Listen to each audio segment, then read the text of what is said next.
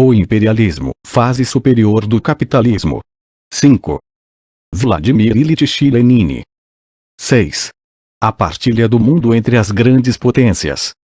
No seu livro sobre o desenvolvimento territorial das colônias europeias, o geógrafo Assupan dá o seguinte resumo desse desenvolvimento nos fins do século XIX. Lenin apresenta um gráfico sobre percentagem de território pertencente às potências coloniais europeias e aos Estados Unidos. O traço característico deste período, conclui o autor, é, por conseguinte, a partilha da África e da Polinésia. Como nem na Ásia nem na América existem terras desocupadas, isto é, que não pertençam a nenhum estado, há que ampliar a conclusão de Supan e dizer que o traço característico do período que nos ocupa é a partilha definitiva do planeta, definitiva não no sentido de ser impossível reparti-lo de novo, pelo contrário, novas partilhas são possíveis e inevitáveis, mas no sentido de que a política colonial dos países capitalistas já completou a conquista de todas as terras não ocupadas que havia no nosso planeta.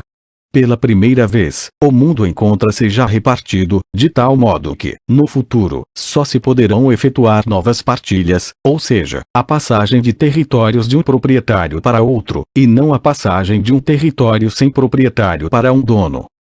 Vivemos, por conseguinte, numa época peculiar da política colonial mundial, que se encontra intimamente relacionada com a fase mais recente de desenvolvimento do capitalismo, com o capital financeiro.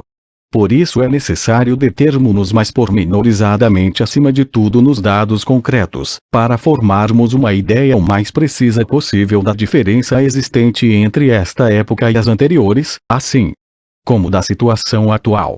Em primeiro lugar surgem duas questões concretas. Verifica-se uma acentuação da política colonial, uma exacerbação da luta pelas colônias, precisamente na época do capital financeiro. Como precisamente se encontra repartido o mundo, na atualidade, deste ponto de vista? O escritor americano Morris, no seu livro sobre a história da colonização, procura reunir os dados sobre a extensão das possessões coloniais da Inglaterra, França e Alemanha nos diferentes períodos do século XIX. Eis, brevemente expostos, os resultados obtidos. Lenin apresenta um gráfico sobre a dimensão das possessões coloniais. Para a Inglaterra, o período de enorme intensificação das conquistas coloniais corresponde aos anos de 1860 a 1890 e muito considerável durante os últimos 20 anos do século XIX. Para a França e para a Alemanha corresponde exatamente a esses 20 anos. Vimos acima que o período de desenvolvimento máximo do capitalismo pré-monopolista, o capitalismo em que predomina a livre concorrência, vai de 1860 a 1870. Agora vemos que é exatamente depois desse período que começa o enorme ascenso de conquistas coloniais, que se exacerba até um grau extraordinário a luta pela partilha territorial do mundo. É indubitável, por conseguinte, que a passagem do capitalismo à fase do capitalismo monopolista, ao capital financeiro, se encontra relacionada com a exacerbação da luta pela partilha do mundo. Hobson destaca no seu livro sobre o imperialismo os anos que vão de 1884 a 1900 como um período de intensa expansão, aumento territorial, dos principais estados europeus. Segundo os seus cálculos, a Inglaterra adquiriu durante esse período 3.700.000 milhas quadradas com uma população de 57 milhões de habitantes. A França, 3.600.000 milhas quadradas com 36,5 milhões de habitantes. A Alemanha, 1.000 de milhas quadradas com 14,7 milhões de habitantes. A Bélgica, 900.000 milhas quadradas com 30 milhões de habitantes. Portugal, 8 milhões milhas quadradas com 9 milhões de habitantes. Em fins do século XIX, sobretudo a partir da década de 1880, todos os estados capitalistas se esforçaram por adquirir colônias, o que constitui um fato universalmente conhecido da história da diplomacia e da política externa. Na época de maior florescimento da livre concorrência na Inglaterra, entre 1840 e 1860, os dirigentes políticos burgueses deste país eram adversários da política colonial, e consideravam útil e inevitável a emancipação das colônias e a sua separação completa da Inglaterra. M. Baer diz, num artigo publicado em 1898 sobre o imperialismo inglês contemporâneo, que em 1852 um estadista britânico como Disraeli, tão favorável em geral ao imperialismo, declarava que as colônias são uma moeda que trazemos atada ao pescoço. Em contrapartida, em fins do século XIX os heróis do dia na Inglaterra eram Cecil Rhodes e Joseph Chamberlain, que preconizavam abertamente o imperialismo e aplicavam uma política imperialista com maior cinismo. Não deixa de ter interesse assinalar que esses dirigentes políticos da burguesia inglesa viam já então claramente a ligação existente entre as raízes puramente econômicas, por assim dizer, do imperialismo moderno e as suas raízes sociais e políticas. Chamberlain preconizava o imperialismo como uma política justa, prudente e econômica, assinalando sobretudo a concorrência com que choca agora a Inglaterra no mercado mundial por parte da Alemanha, da América e da Bélgica. A salvação está no monopólio, diziam os capitalistas, ao fundar cartéis, sindicatos, trusts. A salvação está no monopólio, repetiam os chefes políticos da burguesia, apressando-se a apoderar-se das partes do mundo ainda não repartidas. E Cecil Rhodes, segundo conta um seu amigo íntimo, o jornalista Stead, dizia-lhe em 1895, a propósito das suas ideias imperialistas: ontem estive no East End londrino, bairro operário, e assisti a uma assembleia de desempregados. Ao ouvir ali discursos exaltados cuja nota dominante era pão, pão. E ao refletir, de regresso a casa, sobre o que tinha ouvido, convenci-me, mais do que nunca, da importância do imperialismo, a ideia que a acalento representa a solução do problema social. Para salvar os 40 milhões de habitantes do Reino Unido de uma mortífera guerra civil, nós, os políticos coloniais, devemos apoderar-nos de novos territórios. Para eles enviaremos o excedente de população e neles encontraremos novos mercados para os produtos das nossas fábricas e das nossas minas. O império, sempre o tenho dito, é uma questão de estômago. Se quereis evitar a guerra civil, deveis tornar-vos imperialistas. Assim falava em 1895 Cecil Rhodes, milionário, rei da finança e principal responsável da guerra anglo-boer. Esta defesa do imperialismo é simplesmente um pouco grosseira, cínica, mas, no fundo, não se diferencia da teoria dos senhores Maslow, Sudekun, Potresov, David, do fundador do marxismo russo, etc. etc. Cecil Rhodes era um social chauvinista um pouco mais honesto. Para dar um panorama o mais exato possível da partilha territorial do globo e das mudanças havidas, sob este aspecto, durante os últimos decênios, utilizaremos os resumos que Supan fornece na obra mencionada sobre as possessões coloniais de todas as potências do mundo.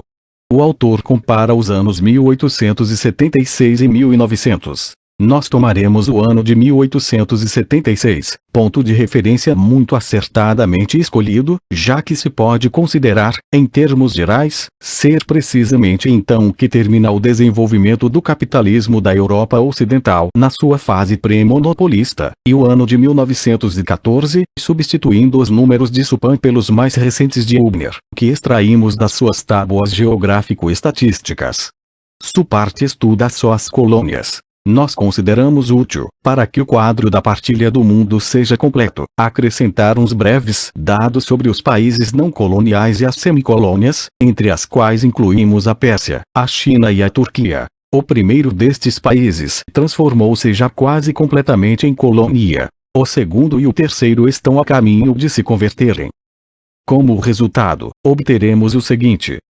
Lenin apresenta um gráfico das possessões coloniais das grandes potências, em milhões de quilômetros quadrados em milhões de habitantes. Vê-se claramente como em fins do século XIX e princípios do século XX tinha já terminado a partilha do mundo. As possessões coloniais aumentaram em proporções gigantescas depois de 1876. Em mais de uma vez e meia, de 40 para 65 milhões de quilômetros quadrados, para as 6 potências mais importantes. O aumento é de 25 milhões de quilômetros quadrados, uma vez e meia mais do que a superfície das metrópoles, 16,5 milhões. 3 potências não possuíam colônias em 1876 e uma quarta, a França, quase não as tinha. No ano de 1914, essas quatro potências tinham adquirido colônias com uma superfície de 14,1 milhões de quilômetros quadrados, isto é, cerca de 1,5 vezes mais do que a superfície da Europa, com uma população de quase 100 milhões de habitantes. A desigualdade na expansão colonial é muito grande. Se compararmos, por exemplo, a França, a Alemanha e o Japão, que não são muito diferentes quanto à superfície e ao número de habitantes, verificamos que o primeiro desses países adquiriu quase 3 vezes mais colônias, do ponto de vista da superfície, que o segundo e o terceiro juntos. Mas pela importância do capital financeiro, a França, em princípio do período considerado, era talvez também várias vezes mais rica do que a Alemanha e o Japão juntos. A extensão das possessões coloniais não depende só das condições puramente econômicas, mas também, na base destas, das condições geográficas, etc. etc. Por vigoroso que tenha sido, durante os últimos decênios, o nivelamento do mundo, a igualização das condições econômicas e de vida dos diferentes países sob a pressão da grande indústria, da troca e do capital financeiro, a diferença continua a ser, no entanto, respeitável. E entre os 6 países indicados encontramos, por um lado, países capitalistas jovens, que progrediram com uma rapidez extraordinária, a América, a Alemanha e o Japão. Por outro lado, há países capitalistas velhos que, durante os últimos anos, progrediram muito mais lentamente do que os anteriores, a França e a Inglaterra. Em terceiro lugar figura um país, o mais atrasado do ponto de vista econômico, a Rússia, no qual o imperialismo capitalista moderno se encontra envolvido, por assim dizer, numa rede particularmente densa de relações pré-capitalistas. Ao lado das possessões coloniais das grandes potências, colocamos as colônias menos importantes dos estados pequenos, que são, por assim dizer, o objetivo imediato da nova partilha das colônias, partilha possível e provável. A maior parte desses estados pequenos conserva as suas colônias unicamente graças ao fato de existirem interesses opostos, fricções, etc., entre as grandes potências que dificultam um acordo para a partilha do saque. Quanto aos estados semicoloniais, dão-nos um exemplo das formas de transição que encontramos em todas as esferas da natureza e da sociedade. O capital financeiro é uma força tão considerável, pode dizer-se tão decisiva, em todas as relações econômicas internacionais, que é capaz de subordinar, e subordina realmente, mesmo os estados que gozam da independência política mais completa, como veremos seguidamente. Mas, compreende-se, a subordinação mais lucrativa e cômoda para o capital financeiro é uma subordinação tal que traz consigo a perda da independência política dos países e dos povos submetidos. Os países semicoloniais são típicos, neste sentido, como caso intermédio. Compreende-se, pois, que a luta por esses países semidependentes se tenha forçosamente exacerbado, principalmente na época do capital financeiro, quando o resto do mundo se encontrava já repartido. A política colonial e o imperialismo existiam já antes da fase mais recente do capitalismo e até antes do capitalismo. Roma, baseada na escravatura, manteve uma política colonial e exerceu imperialismo. Mas as considerações gerais sobre o imperialismo, que esquecem ou relegam para segundo plano as diferenças radicais entre as formações econômico-sociais, degeneram inevitavelmente em trivialidades ocas ou em jactâncias, tais como a de comparar a Grande Roma com a Grã-Bretanha. Mesmo a política colonial capitalista das fases anteriores do capitalismo é essencialmente diferente da política colonial do capital financeiro. A particularidade fundamental do capitalismo moderno consiste na dominação exercida pelas associações monopolistas dos grandes patrões. Estes monopólios adquirem a máxima solidez quando reúnem nas suas mãos todas as fontes de matérias-primas, e já vimos com que ardor as associações internacionais de capitalistas se esforçam por retirar ao adversário toda a possibilidade de concorrência, por adquirir, por exemplo, as terras que contêm minério de ferro, os jazigos de petróleo, etc. A posse de colônias é a única coisa que garante de maneira completa o êxito do monopólio contra todas as contingências da luta com o adversário, mesmo quando este procura defender-se mediante uma lei que implante um monopólio do Estado. Quanto mais desenvolvido está o capitalismo, quanto mais sensível se toma a insuficiência de matérias-primas, quanto mais dura é a concorrência e a procura de fontes de matérias-primas em todo o mundo, tanto mais encarniçada é a luta pela aquisição de colônias. Pode-se arriscar a afirmação, escreve Schilder, que a alguns parecerá paradoxal, de que o crescimento da população urbana e industrial, num futuro mais ou menos próximo, pode encontrar mais obstáculos na insuficiência de matérias-primas para a indústria do que na de produtos alimentares. É assim que, por exemplo, se acentua a escassez de madeira, que vai encarecendo cada vez mais, de peles e de matérias-primas para a indústria têxtil. As associações de industriais tentam estabelecer o equilíbrio entre a agricultura e a indústria no quadro de toda a economia mundial. Como exemplo pode citar-se a União Internacional das Associações de Fabricantes de Tecidos de Algodão, que reúne alguns dos países industriais mais importantes, fundada em 1904, e a União Europeia de Associações de Fabricantes de Tecidos de Linho, constituída em 1910, à imagem da anterior. Claro que os reformistas burgueses, e entre eles sobretudo os trotskistas atuais, procuram atenuar a importância desses fatos, afirmando que as matérias-primas poderiam ser adquiridas no mercado livre sem uma política colonial cara e perigosa, que a oferta de matérias-primas poderia ser aumentada em proporções gigantescas como simples melhoramento das condições da agricultura em geral. Mas essas afirmações convertem-se numa apologia do imperialismo, no seu embelezamento, pois baseiam-se no esquecimento da particularidade principal do capitalismo contemporâneo: os monopólios. O mercado livre passa cada vez mais para o domínio da história, os sindicatos e trustes monopolistas vão reduzindo de dia para dia, e o simples melhoramento das condições da agricultura traduz-se no melhoramento da situação das massas, na elevação dos salários e na diminuição dos lucros. Onde existem, a não ser na fantasia dos reformistas melífluos, trusts capazes de se preocuparem com a situação das massas, e não correr a conquista de colônias? Para o capital financeiro não são apenas as fontes de matérias-primas já descobertas que têm importância, mas também as possíveis, pois a técnica avança, nos nossos dias, com uma rapidez incrível, e as terras hoje não aproveitáveis podem tornar-se amanhã terras úteis, se forem descobertos novos métodos, para cujo efeito um banco importante pode enviar uma expedição especial de engenheiros, agrônomos, etc., se forem investidos grandes capitais. O mesmo acontece com a exploração de riquezas minerais, com os novos métodos de elaboração e utilização de tais ou tais matérias-primas, etc., etc. Daí a tendência inevitável do capital financeiro para ampliar o seu território econômico e até o seu território em geral. Do mesmo modo que os trusts capitalizam os seus bens atribuindo-lhes o dobro ou o triplo do seu valor, tomando em consideração os lucros possíveis no futuro, e não os lucros presentes, e tendo em conta os resultados ulteriores do monopólio, o capital financeiro manifesta a tendência geral para se apoderar das maiores extensões possíveis de território, seja ele qual for, encontre-se onde se encontrar, por qualquer meio, pensando nas fontes possíveis de matérias-primas e temendo ficar para trás na luta furiosa para alcançar as últimas parcelas do mundo ainda não repartidas ou por conseguir uma nova partilha das já repartidas.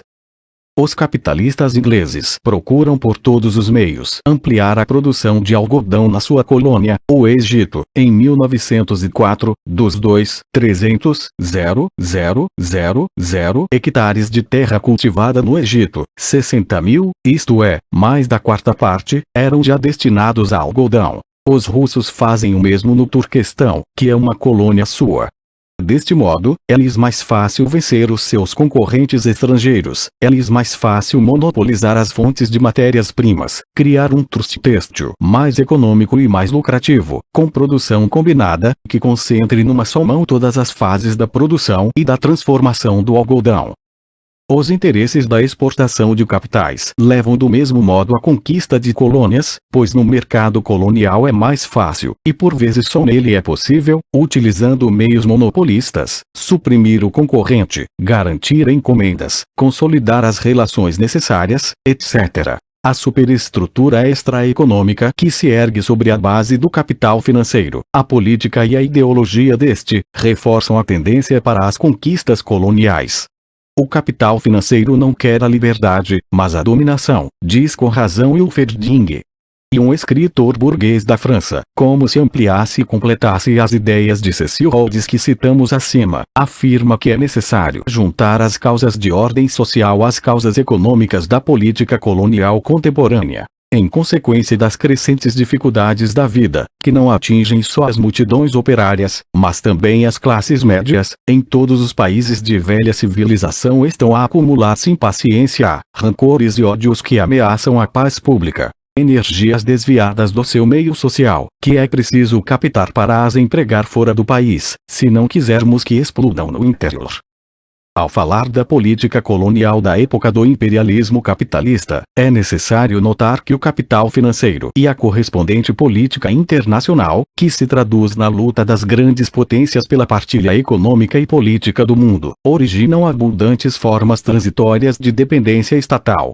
Para esta época são típicos não só os dois grupos fundamentais de países, os que possuem colônias e as colônias, mas também as formas variadas de países dependentes que, de um ponto de vista formal, político, gozam de independência, mas que na realidade se encontram envolvidos nas malhas da dependência financeira e diplomática. Uma destas formas, a semicolônia, indicamos-la já anteriormente. Modelo de outra forma é, por exemplo, a Argentina. A América do Sul, e sobretudo a Argentina, diz Schulze e Vernitz no seu livro sobre o imperialismo britânico, encontra-se em tal dependência financeira relativamente a Londres que quase a devemos qualificar de colônia comercial inglesa.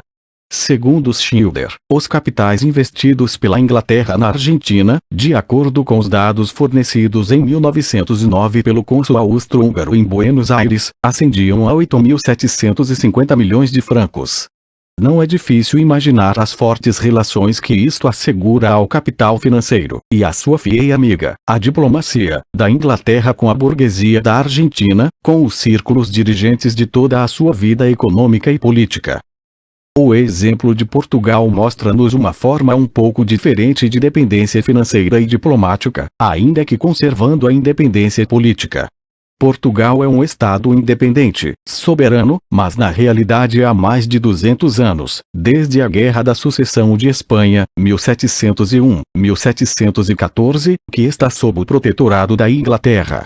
A Inglaterra defendeu as possessões coloniais portuguesas, para reforçar as suas próprias posições na luta contra os seus adversários, a Espanha e a França.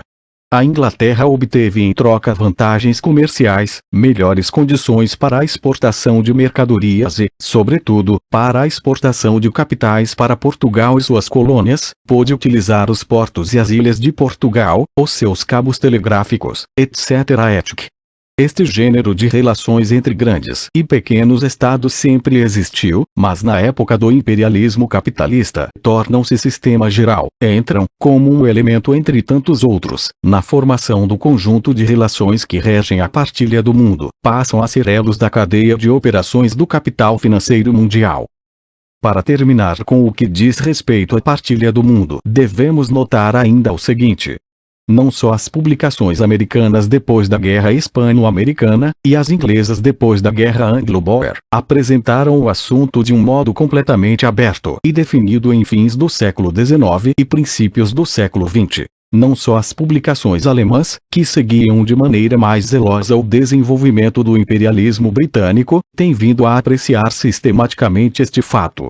Também as publicações burguesas de França apresentaram a questão de modo suficientemente claro e amplo, na medida em que isso é possível de um ponto de vista burguês.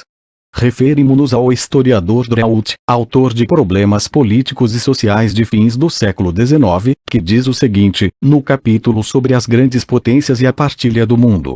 Nestes últimos anos, todos os territórios livres do globo, com exceção da China, foram ocupados pelas potências da Europa ou pela América do Norte. Produziram-se já, com base nisto, alguns conflitos e deslocações de influência, precursoras de transformações mais terríveis no futuro próximo. Porque é preciso andar depressa. As nações que não se abasteceram correm o risco de não o estarem nunca e de não tornarem parte na exploração gigantesca do globo, que será um dos fatos mais essenciais do próximo século, isto é, do século XX. Eis porque toda a Europa e a América se viram recentemente presas da febre de expansão colonial, do imperialismo, que é a característica mais notável dos fins do século XIX. E o autor acrescenta: com essa partilha do mundo, com essa corrida furiosa atrás das riquezas e dos grandes mercados da terra, a força relativa dos impérios criados neste século XIX não tem já qualquer proporção com o lugar que ocupam na Europa as nações que os criaram. As potências predominantes na Europa, que são os árbitros dos seus destinos, não predominavam igualmente no mundo. E como o poderio colonial, esperança de riquezas ainda não calculadas, se repercutirá evidentemente na força relativa dos estados europeus, a questão colonial, ou imperialismo, se assim preferirmos chamar-lhe, que modificou já as condições políticas da própria Europa, modificá-las-á cada vez mais. 7. O imperialismo, fase particular do capitalismo. Precisamos agora de tentar fazer um balanço, resumir o que dissemos acima sobre o imperialismo. O imperialismo surgiu como desenvolvimento e continuação direta das características fundamentais do capitalismo em geral. Mas o capitalismo só se transformou em imperialismo capitalista quando chegou a um determinado grau, muito elevado, do seu desenvolvimento, quando algumas das características fundamentais do capitalismo começaram a transformar-se na sua antítese, quando ganharam corpo e se manifestaram em toda a linha os traços da época de transição do capitalismo para uma estrutura econômica e social mais elevada. O que há de fundamental neste processo, do ponto de vista econômico, é a substituição da livre concorrência capitalista pelos monopólios capitalistas. A livre concorrência é a característica fundamental do capitalismo e da produção mercantil em geral. O monopólio é precisamente o contrário da livre concorrência, mas esta começou a transformar-se diante dos nossos olhos em monopólio, criando a grande produção, eliminando a pequena, substituindo a grande produção por outra ainda maior, e concentrando a produção e o capital a tal ponto que do seu seio surgiu e surge o monopólio. Os cartéis, os sindicatos, os trusts, fundindo-se com eles, o capital de uma escassa dezena de bancos que manipulam milhares de milhões. Ao mesmo tempo, os monopólios, que derivam da livre concorrência, não a eliminam, mas existem acima e ao lado dela, engendrando assim contradições, fricções e conflitos particularmente agudos e intensos. O monopólio é a transição do capitalismo para um regime superior. Se fosse necessário dar uma definição mais breve possível do imperialismo, dever-se-ia dizer que o imperialismo é a fase monopolista do capitalismo. Essa definição compreenderia o principal, pois, por um lado, o capital financeiro é o capital bancário de alguns grandes bancos monopolistas, fundido com o capital das associações monopolistas de industriais, e, por outro lado, a partilha do mundo é a transição da política colonial que se estende sem obstáculos às regiões ainda não apropriadas por nenhuma potência capitalista para a política colonial de posse monopolista dos territórios do globo já inteiramente repartido. Mas as definições excessivamente breves, se bem que cômodas, pois contêm o principal, são insuficientes, já que é necessário extrair delas especialmente traços muito importantes do que é preciso definir. Por isso, sem esquecer o caráter condicional e relativo de todas as definições em geral, que nunca podem abranger, em todos os seus aspectos, as múltiplas relações de um fenômeno no seu completo desenvolvimento, convém dar uma definição do imperialismo que inclua os 5 traços fundamentais seguintes. 1. A concentração da produção e do capital levada a um grau tão elevado de desenvolvimento que criou os monopólios, os quais desempenham um papel decisivo na vida econômica. 2. A fusão do capital bancário com o capital industrial e a criação, baseada nesse capital financeiro da oligarquia financeira. 3. A exportação de capitais, diferentemente da exportação de mercadorias, adquire uma importância particularmente grande. 4. A formação de associações internacionais monopolistas de capitalistas, que partilham um mundo entre si, e 5. O termo da partilha territorial do mundo entre as potências capitalistas mais importantes. O imperialismo é o capitalismo na fase de desenvolvimento em que ganhou o corpo a dominação dos monopólios e do capital financeiro, adquiriu marcada importância a exportação de capitais, começou a partilha do mundo pelos trusts internacionais e terminou a partilha de toda a terra entre os países capitalistas mais importantes. Mais adiante veremos como se pode e deve definir de outro modo o imperialismo, se tivermos em conta não só os conceitos fundamentais puramente econômicos, aos quais se limita a definição que demos, mas também o lugar histórico que esta fase do capitalismo ocupa relativamente ao capitalismo em geral, ou a relação entre o imperialismo e as duas tendências fundamentais do movimento operário. O que agora a considerar é que, interpretado no sentido referido, o imperialismo representa em si, indubitavelmente, uma fase particular de desenvolvimento do capitalismo. Para dar ao leitor uma ideia o mais fundamentada possível do imperialismo, procuramos deliberadamente reproduzir o maior número de opiniões de economistas burgueses que se viram obrigados a reconhecer os fatos da economia capitalista moderna, estabelecidos de maneira particularmente incontroversa. Com o mesmo fim, reproduzimos dados estatísticos minuciosos que permitem ver até que ponto cresceu o capital bancário, etc., que expressão concreta teve a transformação da quantidade em qualidade, a transição do capitalismo desenvolvido para o imperialismo. Escusado é dizer, evidentemente, que na natureza e na sociedade todos os limites são convencionais e imutáveis, que seria absurdo discutir, por exemplo, sobre o ano ou a década precisos em que se instaurou definitivamente o imperialismo. Mas sobre a definição do imperialismo vemo-nos obrigados a discutir sobretudo com Kautsky, o principal teórico marxista da época da chamada Segunda Internacional, isto é, dos 25 anos compreendidos entre 1889 e 1914.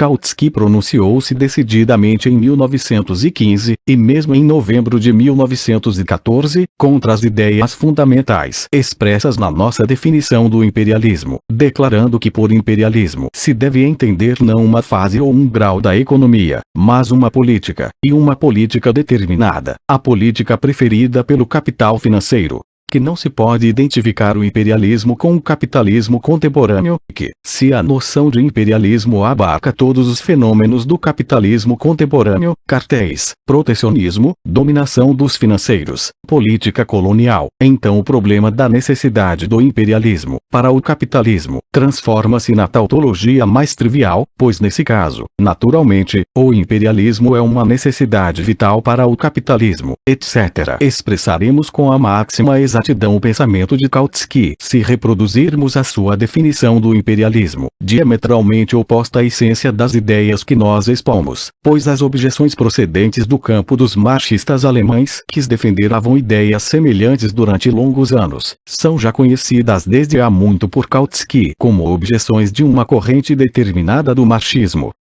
A definição de Kautsky é a seguinte: início da citação. O imperialismo é um produto do capitalismo industrial altamente desenvolvido. Consiste na tendência de toda a nação capitalista e industrial para submeter ou anexar cada vez mais regiões agrárias, o sublinhado é de Kautsky, quaisquer que sejam as nações que as povoam. Fim da citação. Esta definição não serve absolutamente para nada, visto que se destaca de um modo unilateral, isto é, arbitrário, apenas o problema nacional, se bem que seja da maior importância, tanto em si como na sua relação com o imperialismo, relacionando-o arbitrária e erradamente só com o capital industrial dos países que anexam outras nações, e colocando em primeiro plano, da mesma forma arbitrária e errada, a anexação das regiões agrárias. O imperialismo é uma tendência para as anexações. Eis a que se reduz a parte política da definição de Kautsky. E justa, mas extremamente incompleta, pois no aspecto político o imperialismo é, em geral, uma tendência para a violência e para a reação. Mas o que neste caso nos interessa é o aspecto econômico que o próprio Kautsky introduziu na sua definição.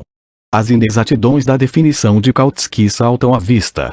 O que é característico do imperialismo não é precisamente o capital industrial, mas o capital financeiro. Não é um fenômeno casual o fato de, em França, precisamente o desenvolvimento particularmente rápido do capital financeiro, que coincidiu com o enfraquecimento do capital industrial, ter provocado, a partir da década de 80 do século passado, uma intensificação extrema da política anexionista, colonial. O que é característico do imperialismo é precisamente a tendência para a anexação não só das regiões agrárias, mas também das mais industriais, apetites alemães a respeito da Bélgica, dos franceses quanto à Lorena, pois, em primeiro lugar, estando já concluída a divisão do globo, isso obriga, para fazer uma nova partilha, a estender a mão sobre todo tipo de territórios. Em segundo lugar, faz parte da própria essência do imperialismo a rivalidade de várias grandes potências nas suas aspirações à hegemonia, isto é, a apoderarem-se de territórios não tanto diretamente para si, como para enfraquecer o adversário e minar a sua hegemonia. Para a Alemanha, a Bélgica tem uma importância especial como ponto de apoio contra a Inglaterra. Para a Inglaterra, tem na Bagdade como ponto de apoio contra a Alemanha, etc. Kautsky remete-se particularmente, e repetidas vezes, aos ingleses que, diz ele, formularam a significação puramente política da palavra imperialismo, no sentido em que ele a entende. Tomamos o inglês Hobson e lemos no seu livro O Imperialismo, publicado em 1902. O novo imperialismo distingue-se do velho, primeiro porque, em vez da aspiração de um só império crescente, segue a teoria e a prática de impérios rivais, cada um deles guiando-se por idênticos apetites de expansão política e de lucro comercial. Segundo, porque os interesses financeiros, ou relativos ao investimento de capital, predominam sobre os interesses comerciais. Como vemos, Kautsky não tem de fato razão alguma ao remeter-se aos ingleses em geral. Os únicos a que poderia remeter-se seriam os imperialistas ingleses vulgares ou os apologistas declarados do imperialismo. Vemos que Kautsky, que pretende continuar a defender o marxismo, na realidade dá um passo atrás em relação ao social-liberal Hobson, o qual tem em conta, com mais acerto do que ele, as duas particularidades históricas concretas. Kautsky, com a sua definição, troça precisamente do caráter histórico concreto do imperialismo contemporâneo. 1. Concorrência de vários imperialismos. 2. Predomínio do financeiro sobre o comerciante. Se o essencial consiste em que um país industrial anexa um país agrário, então atribui-se o papel principal ao comerciante. A definição de Kautsky, além de ser errada e de não ser marxista, serve de base a todo um sistema de concepções que rompem em toda a linha com a teoria marxista e com a atuação prática marxista, de que falaremos mais adiante. Carece absolutamente de seriedade a discussão de palavras promovida por Kautsky. Como se deve qualificar a fase atual do capitalismo, de imperialismo ou de fase do capital financeiro? Chame-se-lhe como se queira, isso é indiferente. O essencial é que Kautsky separa a política do imperialismo da sua economia, falando das anexações como da política preferida pelo capital financeiro, e opondo a ela outra política burguesa possível, segundo ele, sobre a mesma base do capital financeiro. Conclui-se que os monopólios, na economia, são compatíveis com o modo de atuar não monopolista, não violento, não anexionista, em política. Conclui-se que a partilha territorial do mundo, terminada precisamente na época do capital financeiro, e que é a base da peculiaridade das formas atuais de rivalidade entre os maiores estados capitalistas, é compatível com uma política não imperialista. Daqui resulta que, deste modo, se dissimulam, se ocultam as contradições mais fundamentais da fase atual do capitalismo, em vez de as pôr a descoberto em toda a sua profundidade. Daqui resulta reformismo burguês em vez de marxismo. Kautsky discute com Kuhn, apologista alemão do imperialismo e das anexações, que discorre de uma maneira grosseira e cínica. O imperialismo é o capitalismo contemporâneo. O desenvolvimento do capitalismo é inevitável e progressivo. Por conseguinte, o imperialismo é progressivo. Por conseguinte, devemos prosternar-nos diante do imperialismo e glorificá-lo. Este raciocínio parece-se, de certo modo, com a caricatura dos marxistas russos que os populistas faziam nos anos de 1894 e 1895. Se os marxistas consideram que o capitalismo é inevitável e progressivo na Rússia, diziam os populistas, devem dedicar-se a abrir tabernas e a fomentar o capitalismo. Kautsky objeta com Nov. Não, o imperialismo não é o capitalismo contemporâneo, mas apenas uma das formas da sua política. Podemos e devemos lutar contra essa política, lutar contra o imperialismo, contra as anexações, etc. A objeção, completamente plausível na aparência, equivale, na realidade, a uma defesa mais súbtil, mais velada, e por isso mesmo mais perigosa, da conciliação com o imperialismo, pois uma luta contra a política dos trusts e dos bancos que deixe intactas as bases da economia de uns e outros não passa de reformismo e pacifismo burgueses, não vai além das boas e inofensivas intenções. Voltar as costas às contradições existentes e esquecer as mais importantes, em vez de as descobrir em toda a sua profundidade. É isso a teoria de Kautsky, o que nada tem a ver com o marxismo. E, naturalmente, semelhante teoria não procura outro fim que não seja defender a ideia da unidade com os Konoe. Do ponto de vista puramente econômico, escreve Kautsky, não está excluído que o capitalismo passe ainda por uma nova fase. A aplicação da política dos cartéis à política externa, a fase do ultra-imperialismo, isto é, o superimperialismo, a união dos imperialismos de todo o mundo, e não a luta entre eles, a fase da cessação das guerras sob o capitalismo, a fase da exploração geral do mundo pelo capital financeiro, unido internacionalmente. Será preciso que nos detenhamos mais adiante nesta teoria do ultra-imperialismo, com o fim de demonstrar em pormenor até que ponto ela rompe irremediável e decididamente com o marxismo. O que aqui devemos fazer, de acordo com o plano geral do nosso trabalho, é passar uma vista de olhos pelos dados econômicos precisos relativos a este problema. Será possível o ultra-imperialismo do ponto de vista puramente econômico, ou será isto um ultra-disparate? Se por ponto de vista puramente econômico se entende a pura abstração, tudo que se pode dizer reduz-se à tese seguinte: o desenvolvimento vai na direção do monopólio. Portanto vai na direção do monopólio mundial único, de um trust mundial único. Isto é indiscutível, mas ao mesmo tempo é uma perfeita vacuidade, como seria o dizer-se que o desenvolvimento vai no sentido da produção dos artigos alimentares em laboratórios. Neste sentido, a teoria do ultra-imperialismo é tão absurda como seria a teoria da ultra-agricultura. Mas se falamos das condições puramente econômicas da época do capital financeiro como de uma época historicamente concreta, localizada nos princípios do século XX, a melhor resposta às abstrações mortas do ultra-imperialismo que servem exclusivamente um propósito dos mais reacionários. Desviar a atenção das profundas contradições existentes, é contrapor-lhes a realidade econômica concreta da economia mundial moderna. As oucas divagações de Kautsky sobre o ultra-imperialismo estimulam, entre outras coisas, a ideia profundamente errada, que leva a água ao moinho dos apologistas do imperialismo, de que a dominação do capital financeiro atenua a desigualdade e as contradições da economia mundial, quando, na realidade, o que faz é acentuá-las. R. Kaluer, no opúsculo Introdução à Economia Mundial, procurou resumir os principais dados puramente econômicos que permitem ter uma ideia concreta das relações dentro da economia mundial em fins do século XIX e princípios do século XX. Kaluer divide o mundo em 5 regiões econômicas principais. 1. A da Europa Central, toda a Europa, com exceção da Rússia e da Inglaterra. 2. A britânica. 3. A da Rússia. 4. A oriental asiática. E 5.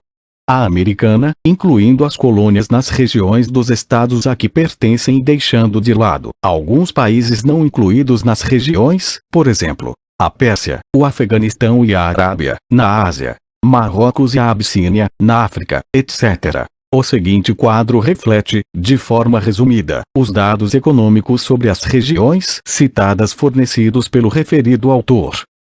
Vemos 3 regiões com um capitalismo altamente desenvolvido, alto desenvolvimento dos meios de comunicação, do comércio e da indústria. A da Europa Central, a britânica e a americana. Entre elas, 3 estados que exercem o domínio do mundo: a Alemanha, a Inglaterra e os Estados Unidos. A rivalidade imperialista e a luta entre esses estados encontram-se extremamente exacerbadas em virtude de a Alemanha dispor de uma região insignificante e de poucas colônias. A criação de uma Europa Central é ainda coisa do futuro e nasce por meio de uma luta desesperada. De momento, o traço característico de toda a Europa é o fracionamento político. Nas regiões britânica e americana, pelo contrário, é muito elevada a concentração política, mas há uma desproporção enorme entre a imensidão das colônias da primeira e a insignificância das que a segunda possui. E nas colônias o capitalismo apenas começa a desenvolver-se. A luta pela América do Sul vai se exacerbando cada dia mais. Há duas regiões nas quais o capitalismo está fracamente desenvolvido: a da Rússia e a Asiática Oriental. Na primeira, a densidade da população é extremamente fraca. Na segunda, é elevadíssima. Na primeira, a concentração política é grande. Na segunda não existe. A partilha da China mal começou, e a luta entre o Japão, os Estados Unidos, etc., para se apoderarem dela é cada vez mais intensa. Compara aí esta realidade, a variedade gigantesca de condições econômicas e políticas, a desproporção extrema na rapidez de desenvolvimento dos diferentes países, etc., a luta furiosa entre os estados imperialistas, com a ingênua fábula de Kautsky sobre o ultra-imperialismo pacífico. Não será isto a tentativa reacionária de um filisteu assustado que quer esconder-se da terrível realidade? Será que os cartéis internacionais, nos quais Kautsky vê os germes do ultra-imperialismo do mesmo modo que a produção de comprimidos nos laboratórios poderia qualificar-se de embrião da ultra-agricultura, não nos mostram o exemplo da divisão e de uma nova partilha do mundo, a transição da partilha pacífica para não pacífica, e inversamente? Será que o capital financeiro americano e o de outros países, que dividiram pacificamente entre eles todo o mundo, com a participação da Alemanha, por exemplo, no Sindicato Internacional dos Carris de Ferro ou no Trust Internacional da Marinha Mercante, não redividem hoje em dia o mundo com base na nova correlação de forças, correlação que se modifica de uma maneira que nada tem de pacífica? O capital financeiro e os trusts não atenuam, antes acentuam, a diferença entre o ritmo de crescimento dos diferentes elementos da economia mundial. E se a correlação de forças mudou, como podem resolver-se as contradições, sob o capitalismo, a não ser pela força? A estatística das vias férreas proporciona dados extraordinariamente exatos sobre a diferença de ritmo quanto ao crescimento do capitalismo e do capital financeiro em toda a economia mundial. Durante as últimas décadas de desenvolvimento imperialista, a extensão das vias férreas alterou-se do modo seguinte. Lenin apresenta um gráfico sobre a extensão das vias férreas, em milhares de quilômetros. As vias férreas desenvolveram-se, pois, com a maior rapidez nas colônias e nos estados independentes, e semi-independentes, da Ásia e da América. É sabido que o capital financeiro dos 4 ou 5 estados capitalistas mais importantes ordena e manda ali de modo absoluto. 200 mil quilômetros de novas vias férreas nas colônias e noutros países da Ásia e América significam mais de 40,000 milhões de marcos de novos investimentos de capital em condições particularmente vantajosas, com garantias especiais de rendimento, com encomendas lucrativas para as fundições de aço etc. Onde o capitalismo cresce mais rapidamente é nas colônias e nos países do ultramar. Entre eles aparecem novas potências imperialistas, o Japão. A luta entre os imperialistas mundiais agudiza-se. Aumenta o tributo que o capital financeiro recebe das empresas coloniais e do ultramar, particularmente lucrativas. Na partilha deste saque, uma parte excepcionalmente grande vai parar a países que nem sempre ocupam um dos primeiros lugares do ponto de vista do ritmo de desenvolvimento das forças produtivas. Nas potências mais importantes, consideradas juntamente com as suas colônias, a extensão das vias férreas era a seguinte. Lenin apresenta um gráfico da extensão das vias férreas, em milhares de quilômetros. Portanto, cerca de 80% de todas as vias férreas encontram-se concentradas nas 5 potências mais importantes.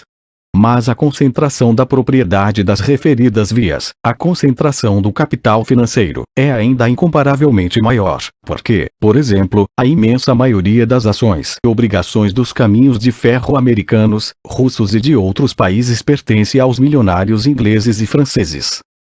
Graças às suas colônias, a Inglaterra aumentou a sua rede ferroviária em 100,000 quilômetros, 4 vezes mais do que a Alemanha. Contudo, toda a gente sabe que o desenvolvimento das forças produtivas da Alemanha neste mesmo período, e sobretudo o desenvolvimento da produção olheira e siderúrgica, foi incomparavelmente mais rápido do que na Inglaterra, sem falar já na França e na Rússia.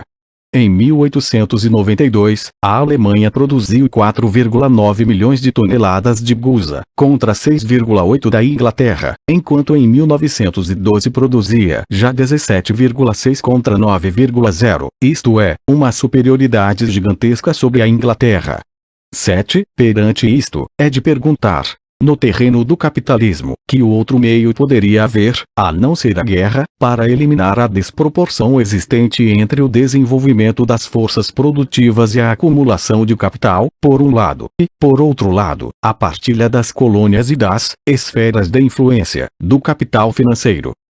8. O parasitismo e a decomposição do capitalismo. Convém agora determos-nos noutro aspecto muito importante do imperialismo, ao qual, ao fazerem-se considerações sobre este tema, não se concede, na maior parte dos casos, a atenção devida. Um dos defeitos do marxista Hilferding consiste em ter dado, neste campo, um passo atrás em relação ao não marxista Hobson. Referimos-nos ao parasitismo característico do imperialismo. Como vimos, a base econômica mais profunda do imperialismo é o monopólio. Trata-se do monopólio capitalista, isto é, que nasceu do capitalismo e que se encontra no ambiente geral do capitalismo, da produção mercantil, da concorrência, numa contradição constante e insolúvel com esse ambiente geral.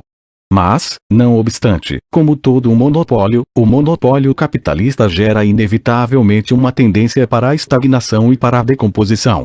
Na medida em que se fixam preços monopolistas, ainda que temporariamente, desaparecem até certo ponto as causas estimulantes do progresso técnico e, por conseguinte, de todo progresso, de todo avanço, surgindo assim, além disso, a possibilidade econômica de conter artificialmente o progresso técnico. Exemplo. Nos Estados Unidos, um certo Owens inventou uma máquina que provocava uma revolução no fabricô de garrafas. O cartel alemão de fabricantes de garrafas comprou-lhe as patentes e guardou-as à chave, atrasando a sua aplicação. Naturalmente que, sob o capitalismo, o monopólio não pode nunca eliminar do mercado mundial, completamente e por um período muito prolongado, a concorrência. Esta é, diga-se de passagem, uma das razões pelas quais a teoria do ultra-imperialismo é um absurdo. Naturalmente, a possibilidade de diminuir os gastos de produção e aumentar os lucros, implantando aperfeiçoamentos técnicos, atua a favor das modificações. Mas a tendência para a estagnação e para a decomposição, inerente a um monopólio, continua por sua vez a operar, e em certos ramos da indústria e em certos países há períodos em que consegue impor-se. O monopólio da posse de colônias particularmente vastas, ricas ou favoravelmente situadas atua no mesmo sentido. Continuemos. O imperialismo é uma enorme acumulação no pequeno número de países de um capital-dinheiro que, como vimos, atinge a soma de 100 a 150 mil milhões de francos em valores. Daí o incremento extraordinário da classe ou, melhor dizendo, da camada dos rentiers, ou seja, de indivíduos que vivem do corte de cupons, que não participam em nada em nenhuma empresa, e cuja profissão é a ociosidade. A exportação de capitais, uma das bases econômicas mais essenciais do imperialismo, acentua ainda mais este divórcio completo entre o setor dos rentiers e a produção, imprime-os na marca de parasitismo a todo o país, que vive da exploração do trabalho de uns quantos países e colônias do ultramar. Em 1893, diz Hobson, o capital britânico investido no estrangeiro representava cerca de 15% de toda a riqueza do Reino Unido. Recordemos que, no ano de 1915, esse capital tinha aumentado aproximadamente 2,5 vezes. O imperialismo agressivo, acrescenta mais adiante Hobson, que tão caro custa aos contribuintes e tão pouca importância tem para o industrial e para o comerciante, é fonte de grandes lucros para o capitalista que procura a maneira de investir o seu capital. Em inglês, esta noção exprime-se numa só palavra: investor, investidor. Rentier, Giffen, especialista em problemas de estatística, estima em 18 milhões de libras esterlinas, uns 170 milhões de rublos, calculando a razão de uns 2,5% sobre um movimento total de 800 milhões de libras, o rendimento anual que a Grã-Bretanha recebeu em 1899 do seu comércio externo e colonial. Por muito grande que seja esta soma, não chega para explicar o imperialismo agressivo da Grã-Bretanha. O que o explica são os 90 ou 100 milhões de libras esterlinas, que representam o rendimento do capital investido, o rendimento da camada dos rentiers. O rendimento dos rentiers é 5 vezes maior que o rendimento do comércio externo do país mais comercial do mundo. Eis a essência do imperialismo e do parasitismo imperialista. Por este motivo, a noção de Estado rentier Rentnerstaat, ou Estado usurário, está a tornar-se de uso geral nas publicações econômicas sobre o imperialismo. O mundo ficou dividido num punhado de Estados usurários e numa maioria gigantesca de Estados devedores.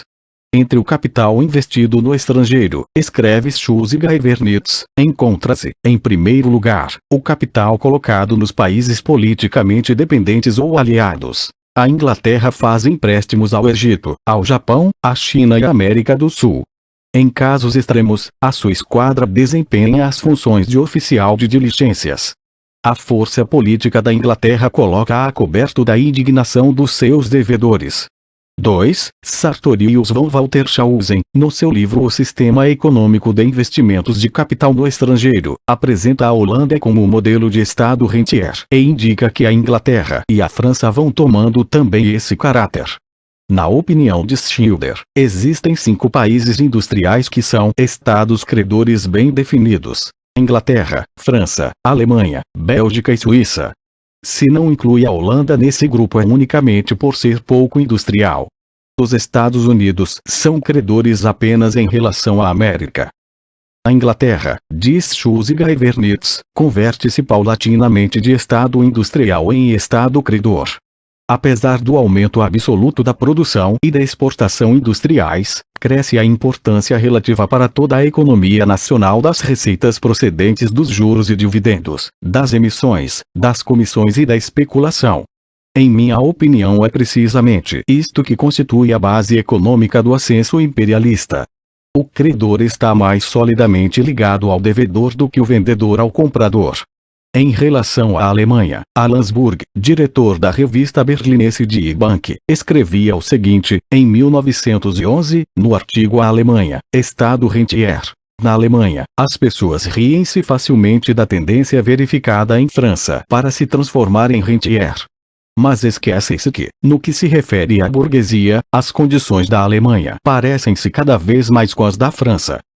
O Estado rentier é o estado do capitalismo parasitário e em decomposição, e esta circunstância não pode deixar de se refletir, tanto em todas as condições políticas e sociais dos países respectivos em geral, como nas 2 tendências fundamentais do movimento operário em particular. Para o mostrar da maneira mais palpável possível, demos a palavra a Hobson, a testemunha mais segura, já que não pode ser suspeito de parcialidade pela ortodoxia marxista. Por outro lado, sendo inglês, conhece bem a situação do país mais rico em colônias, em capital financeiro e em experiência imperialista. Ao descrever, sob a impressão viva da guerra anglo-boer, os laços que unem o imperialismo aos interesses dos financeiros, o aumento dos lucros resultantes dos contratos, dos fornecimentos, etc., Hobson dizia: os orientadores desta política nitidamente parasitária são os capitalistas. Mas os mesmos motivos atuam também sobre categorias especiais de operários. Em muitas cidades, os ramos mais importantes da indústria dependem das encomendas do governo. O imperialismo dos centros da indústria metalúrgica e da construção naval depende em grande parte deste fato. Circunstâncias de 2 ordens, na opinião do autor, reduziram a força dos velhos impérios. 1. O parasitismo econômico e 2. A formação de exércitos com soldados dos povos dependentes. A primeira é o costume do parasitismo econômico, pelo qual o Estado dominante utiliza as suas províncias, colônias e países dependentes para enriquecer a sua classe dirigente e subornar as classes inferiores para conseguir a sua aquiescência. Para que esse suborno se torne economicamente possível, seja qual for a forma pela qual se realize, é necessário, acrescentaremos por nossa conta, um elevado lucro monopolista. No que se refere à segunda circunstância, Hobson diz: um dos sintomas mais estranhos da cegueira do imperialismo é a despreocupação com que a Grã-Bretanha, a França e outras nações imperialistas tomam este caminho. A Grã-Bretanha foi mais longe do que ninguém. A maior parte das batalhas com que conquistamos o nosso Império Indiano foram travadas por tropas indígenas. Na Índia, como ultimamente no Egito, grandes exércitos permanentes encontram-se sob o comando de britânicos. Quase todas as nossas guerras de conquista na África, com exceção do Sul, foram feitas para nós pelos indígenas.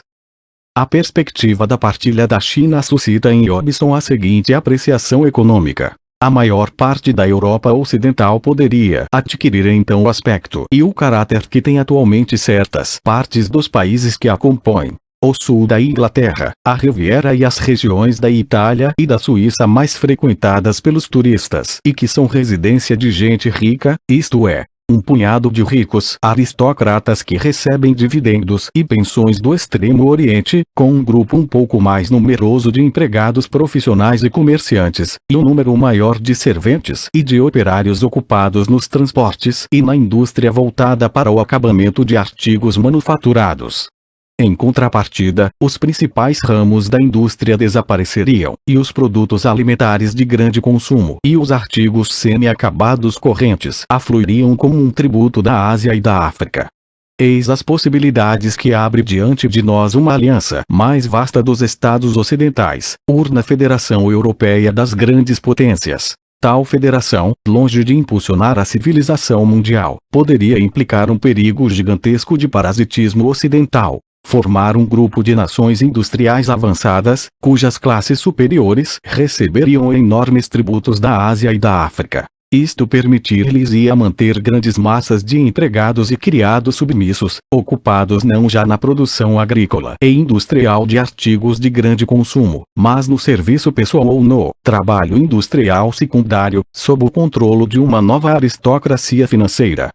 Que os que estão dispostos a menosprezar esta teoria, deveria dizer-se perspectiva como indigna de ser examinada, reflitam sobre as condições econômicas e sociais das regiões do sul da Inglaterra atual, que se encontram já nessa situação. Que pensem nas proporções enormes que poderia adquirir esse sistema se a China fosse submetida ao controle econômico de tais grupos financeiros, dos investidores de capital, dos seus agentes políticos e empregados comerciais e industriais, que retirariam lucros do maior depósito potencial que o mundo jamais conheceu com o fim de os consumirem na Europa. Naturalmente, a situação é excessivamente complexa, o jogo das forças mundiais é demasiado difícil de calcular para que seja muito verossímil essa ou outra previsão do futuro numa única direção. Mas as influências que governam o imperialismo da Europa Ocidental na atualidade orientam-se nesse sentido, e se não chocarem com uma resistência, se não forem desviadas para outra direção, avançarão precisamente para deste modo culminar este processo. O autor tem toda a razão. Se as forças do imperialismo não deparassem com resistência, conduziriam inevitavelmente a isso mesmo. A significação dos Estados Unidos da Europa, na situação atual, imperialista, compreende a Hobson acertadamente. Conviria apenas acrescentar que também dentro do movimento operário, os oportunistas, de momento vencedores na maioria dos países, trabalham de uma maneira sistemática e firme nesta direção. O imperialismo, que significa a partilha do mundo e a exploração não apenas da China, e implica lucros monopolistas elevados para um punhado de países muito ricos, gera a possibilidade econômica de subornar as camadas superiores do proletariado, e alimenta assim o oportunismo, dá-lhe corpo e reforça-o. Não se devem, contudo, esquecer as forças que se opõem ao imperialismo em geral e ao oportunismo em particular, e que, naturalmente, o social-liberal Hobson não pode ver. O oportunista alemão Gerard Hildebrand, em tempos expulso do partido pela sua defesa do imperialismo, e que na atualidade poderia ser chefe do chamado Partido Social Democrata, da Alemanha, completa muito bem Hobson ao preconizar os Estados Unidos da Europa Ocidental sem a Rússia, para empreender ações comuns, contra os negros africanos e contra o grande movimento islamita, para manter um forte exército e uma esquadra poderosa contra a coligação sino-japonesa. 8, etc. A descrição que Schulze e Vernitz faz do imperialismo britânico mostra-nos os mesmos traços de parasitismo. O rendimento nacional da Inglaterra duplicou aproximadamente entre 1865 e 1898, enquanto as receitas provenientes do estrangeiro durante esse mesmo período aumentaram 9 vezes. Se o mérito do imperialismo consiste em educar o negro para o trabalho, é impossível evitar a coerção. O seu perigo consiste em que a Europa descarregue o trabalho físico, a princípio agrícola e mineiro, depois o trabalho industrial mais rude sobre os ombros da população negra e se reserve o papel de rentier, preparando talvez desse modo a emancipação econômica, e depois política, das raças negra e vermelha. Em Inglaterra retira-se à agricultura uma parte de terra cada vez maior para a entregar ao desporto, às diversões dos ricaços. No que se refere à Escócia, o lugar mais aristocrático para a caça e outros desportos, diz-se que vive do seu passado e de Mr. Carnegie, um multimilionário norte-americano. Só nas corridas de cavalos e na caça às raposas gasta anualmente a Inglaterra 14 milhões de libras esterlinas, uns 130 milhões de rublos. Na Inglaterra o número de rentiers aproxima-se do milhão. A percentagem da população produtora diminui. O investigador burguês do imperialismo britânico dos princípios do século XX, ao falar da classe operária inglesa, vê-se obrigado a estabelecer sistematicamente uma diferença entre as camadas superiores dos operários e a camada inferior, proletária propriamente dita. A camada superior constitui a massa dos membros das cooperativas e dos sindicatos, das sociedades desportivas e das numerosas seitas religiosas. O direito eleitoral encontra-se adaptado ao nível dessa categoria, continua a ser na Inglaterra suficientemente limitado para excluir a camada inferior proletária propriamente dita. Para dar uma ideia favorável da situação da classe operária inglesa, fala-se em geral só dessa camada superior, a qual constitui a minoria do proletariado. Por exemplo, o problema do desemprego é algo que afeta principalmente Londres e a camada proletária inferior, da qual os políticos fazem pouco caso. Dever-se-ia dizer, da qual os politiqueiros burgueses e os oportunistas socialistas fazem pouco caso. Entre as particularidades do imperialismo relacionadas com os fenômenos que descrevemos figura a redução da imigração dos países imperialistas e o aumento da imigração, afluência de operários e migrações, para estes últimos. A massa humana que a eles chega vem dos países mais atrasados, onde o nível dos salários é mais baixo. A imigração da Inglaterra, como o faz notar Hobson, diminui a partir de 1884. Neste ano, o número de imigrantes foi de 242.000 e de 169.000 em 1900. A imigração da Alemanha alcançou o máximo entre 1881 e 1890. 1453.000, descendo, nos 2 decênios seguintes, para 544.000 e 341.000. Em contrapartida, aumentou o número de operários chegados à Alemanha da Áustria, da Itália, da Rússia e de outros países. Segundo o censo de 1907, havia na Alemanha 342.294 estrangeiros, dos quais 440.800 eram operários industriais e 257.329 agrícolas. Em França, uma parte considerável dos operários mineiros são estrangeiros, polacos, italianos, espanhóis. Nos Estados Unidos, os imigrados da Europa Oriental e Meridional ocupam os lugares mais mal remunerados, enquanto os operários norte-americanos fornecem a maior percentagem de capatazes e de pessoal que tem um trabalho mais bem remunerado. O imperialismo tem tendência para formar categorias privilegiadas também entre os operários, e para as divorciar das grandes massas do proletariado. É preciso notar que, na Inglaterra, a tendência do imperialismo para dividir os operários e para acentuar o oportunismo entre eles, para provocar uma decomposição temporária do movimento operário, se manifestou muito antes dos fins do século XIX e princípios do século XX. Isto explica-se porque desde meados do século passado existiam em Inglaterra dois importantes traços distintivos do imperialismo: imensas possessões coloniais e situação de monopólio no mercado mundial.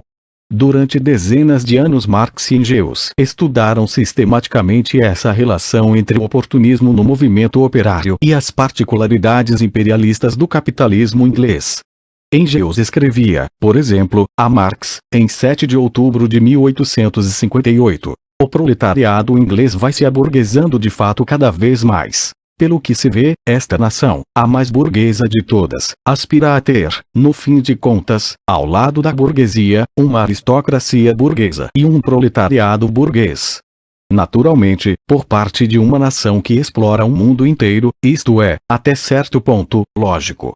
Quase um quarto de século depois, na sua carta de 11 de agosto de 1881, fala das piores trade unions inglesas que permitem que gente vendida à burguesia, ou, pelo menos, paga por ela, as dirija. E em 12 de setembro de 1882, numa carta a Kautsky, Engels escrevia: "Pergunta-me o que pensam os operários ingleses acerca da política colonial. O mesmo que pensam da política em geral.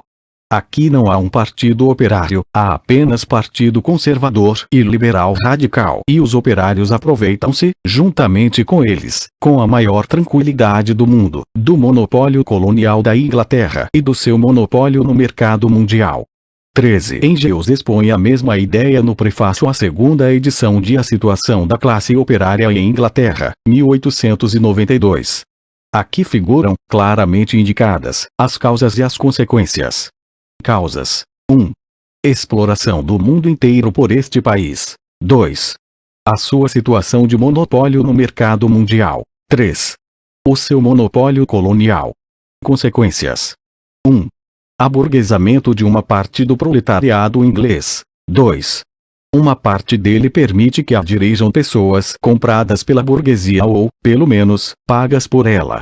O imperialismo dos princípios do século XX completou a partilha do mundo entre um punhado de estados, cada um dos quais explora atualmente, no sentido da obtenção de superlucros, uma parte, do mundo inteiro, um pouco menor do que aquela que a Inglaterra explorava em 1858. Cada um deles ocupa uma posição de monopólio no mercado mundial graças aos trusts, aos cartéis, ao capital financeiro, às relações de credor e devedor. Cada um deles dispõe, até certo ponto, de um monopólio colonial, segundo vimos, de 75 milhões de quilômetros quadrados de todas as colônias do mundo. 65 milhões, isto é 86%, estão concentrados nas mãos de 6 potências. 61 milhões, isto é, 81%, estão concentrados nas mãos de 3 potências.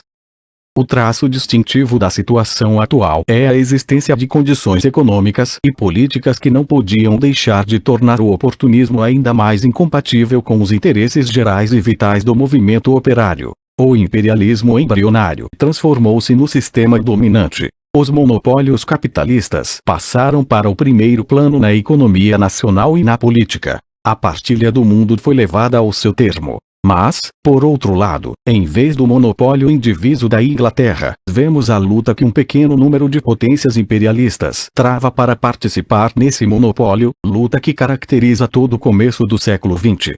O oportunismo não pode ser agora completamente vitorioso no movimento operário de um país, durante dezenas de anos, como aconteceu na Inglaterra na segunda metade do século XIX, mas em alguns países atingiu a sua plena maturidade, passou essa fase e decompôs-se, fundindo-se completamente, sob a forma do social chauvinismo, com a política burguesa.